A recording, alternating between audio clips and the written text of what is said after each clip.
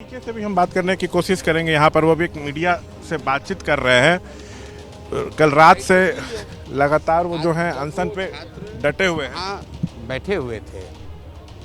जब वो छात्र वहाँ बैठे हुए थे गर्दनी बाग में, तो कोई उसका संज्ञान नहीं ले रहा था। कम से कम हमारे जैसे लोग के जुड़ने से इतना तो हुआ है कि इसकी चैटर बढ़ी है, लोगों ने संज्ञान लिया है, लोगों को ये ध्यान में आया है कि भाई कोई विषय है जिस पर समाज का एक बहुत बड़ा वर्ग उद्वेलित है या परेशान है। तो निश्चित तौर पर जितने लोग इससे जुड़ेंगे, जितनी मजबूत आवाज़ में इस बात को उठाया जाएगा, उसका असर तो होगा ही होगा। अभी भले ना हो, आज ना हो।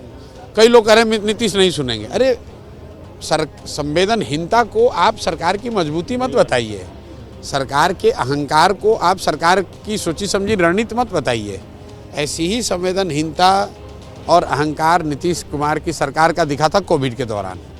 कोविड के दौरान भी नीतीश कुमार ने समाज के अन्य सारे वर्गों से उठे हुए आवाज़ के खिलाफ, नीतीश जी ने कोविड से परेशान लोगों की मदद नहीं की, बच्चों की मदद नहीं की, युवाओं की मदद नहीं की, लोग परेशान रहे। लेकिन उसका नतीजा क्या हुआ? जब चुनाव हुआ तो जनता ने नीतीश कुमार को 42 पर उतार दिया। तो जब आप सत्ता पर हैं तो आप अपना बल दिखा सकते हैं, लोगों को इग्नोर कर सकते हैं, उन पर लाठी चलवा सकते हैं, लेकिन लोकतंत्र में जनता के पास भी हर 5 साल पे अवसर आता है। और पुलिस का लाठी का असर 5 दिन रहेगा, 5 घंटे रहेगा, लेकिन जब जनता के वोट का असर जो है वो कम से कम 5 बरस रहता है। तो जब नीतीश कुमार को 42 पर उतार दिया गया तो वो जो करा है वो नीतीश कुमार को पिछले 4 बरस से हो रही है। उसके बाद से वो नीतीश कुमार नहीं रहे। जिस दिन 42 आ गया, नीतीश कुमार वो नहीं रहे जो पहले थे। तो जो ये अभी वो कर रहे हैं, ऐसा आपको दिख सकता है कि वो नहीं सुन रहे हैं, सबको दबा दिया, लेकिन जब चुनाव होंगे तो लोग उसको सूद समेत वापस करेंगे। ये भी आरोप लग रहा है कि राजनीति ने इस आंदोलन को हाईजैक कर लिया है। प्रशांत किशोर ही नहीं, पूरी सियासत ने हाईजैक कर लिया। मान लीजिए कि राजनीति ने इस आंदोलन को हाईजैक कर लिया है, लेकिन पिछले 10 बरस में बेरोजगार युवाओं को भत्ता नहीं दिया गया, उसको किसने हाईजैक किया है? पिछले 3-4 वर्षों में जितने पेपर लीक हुए हैं, उन दोषियों पर कोई कार्रवाई नहीं हुई है, उसके लिए कौन राजनीतिक दल दोषी है? बिहार में डोमिसाइल पॉलिसी नहीं लागू है, इसके लिए कौन दोषी है?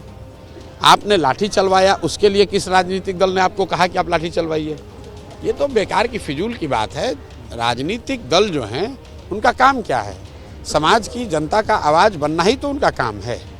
तो अगर समाज का कोई वर्ग पीड़ित है या परेशान है तो ये राजनीतिक दलों की नेताओं की जिम्मेवारी है कि आप उनके साथ खड़े होइए, उनकी आवाज़ बनिए। इसमें राजनीतिकरण क्या है? तो देखिए सर, आप कल शाम से यहाँ पे डटे हुए हैं, क्या कहेंगे? 3-4 बार बात कर चुके यार। देखिए कल शाम से डटे हुए हैं, मांग यही है कि जब तक पूरी परीक्षा रद्द नहीं होगी, अनशन पे प्रशांत किशोर यहाँ पे बैठे रहेंगे। जी बिल्कुल, प्रशांत किशोर जो है साफ तौर पर नीतीश सरकार पर निशाना साधते हुए सुनाई पड़े। यहाँ पर सीधे सीधे सियासी बोल प्रशांत किशोर के। नीतीश सरकार संवेदनहीन हो चुकी है, नीतीश सरकार अहंकार में डूबी हुई है, और ये संवेदनहीनता और अहंकार जो है वो नीतीश सरकार की मजबूती हो नहीं सकती। जनता नीतीश कुमार को चुनाव में सबक सिखाएगी। ये तमाम बातें कहकर नीतीश सरकार की घेराबंदी प्रशांत किशोर की तरफ से की गई है। प्रशांत किशोर छात्रों के बीच मौजूद हैं, आमरण अनशन पर बैठे हुए हैं, और वहीं दूसरी तरफ पप्पू यादव से जुड़े हुए जो कार्यकर्ता हैं वो छात्रों के समर्थन में रेलवे ट्रैक पर उतरे हुए हैं, जहां हमारी सहयोगी निधि मौजूद है। सीधे निधि के पास आपको लेकर चलते हैं। निधि, क्या पप्पू यादव के समर्थकों की भीड़ बढ़ती हुई यहाँ पर नजर आ रही है? कुछ जानकारी मिल रही है? क्या पप्पू यादव भी कुछ देर बाद यहाँ पहुंच सकते हैं क्या? और प्रशासन के सामने कितनी बड़ी फिलहाल चुनौती नजर आ रही है कि रेलवे ट्रैक पर जो ट्रेनें हैं उनकी आवाजाही सुचारू रूप से चल सके? निधि।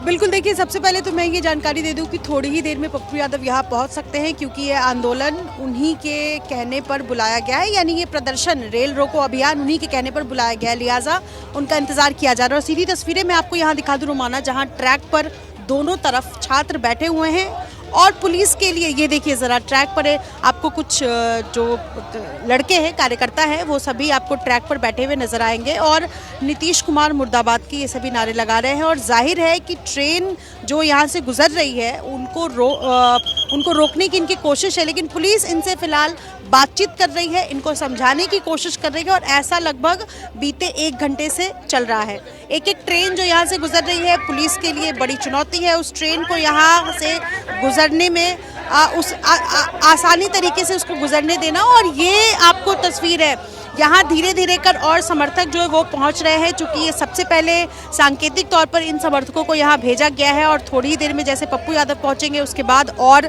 यहाँ कार्यकर्ता जो युवा शक्ति संगठन के वो पहुँचेंगे और सभी तिरंगा लिए हुए। और चूंकि एक कोशिश यहाँ पर ये भी है कि एक तरफ हमने देखा कि गांधी मैदान में प्रशांत किशोर बीती रात से आमरण अनशन पर डटे हुए हैं, वहाँ पर छात्र भी है और ऐसे में यहाँ जो पप्पू यादव ने बुलाया है तो एक किनके पास कितनी संख्या है, प्रदर्शन में कौन कितना एक्टिव है, इसकी भी एक तस्वीर यहाँ समझ सकते हैं कि दूसरी तरफ पप्पू यादव यहाँ पर रेल रोकने के लिए और दोनों अपने अपने को हितैषी बता रहे हैं छात्रों का और इस आंदोलन में अपनी भूमिका को और तेज और ये दिखाने की भी कोशिश जो है वो कर रहे हैं। और यहाँ कार्यकर्ताओं को समझाने की फिलहाल पुलिस कोशिश कर रही है, प्रशासन कोशिश कर रही है। संभव है कि थोड़ी देर बाद इनको बलपूर्वक यहाँ से हटा दिया जाए। ये बड़ी महत्वपूर्ण बात जो निधि ने बताई है कि देखिए किस तरीके से एक तरफ प्रशांत किशोर आमरण अनशन के जरिए और वहीं दूसरी तरफ पप्पू यादव कुछ ही देर में यहां पहुंच जाएंगे, रेलवे ट्रैक पर आपको नजर आएंगे। जैसा कि निधि हमें बता रही थी, इस वक्त नेताओं के बीच भी कहीं ना कहीं ये होड़ सी लगी हुई है कि कैसे खुद को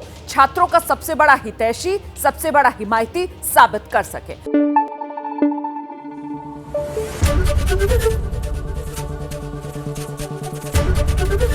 एबीपी न्यूज आपको रखे आगे।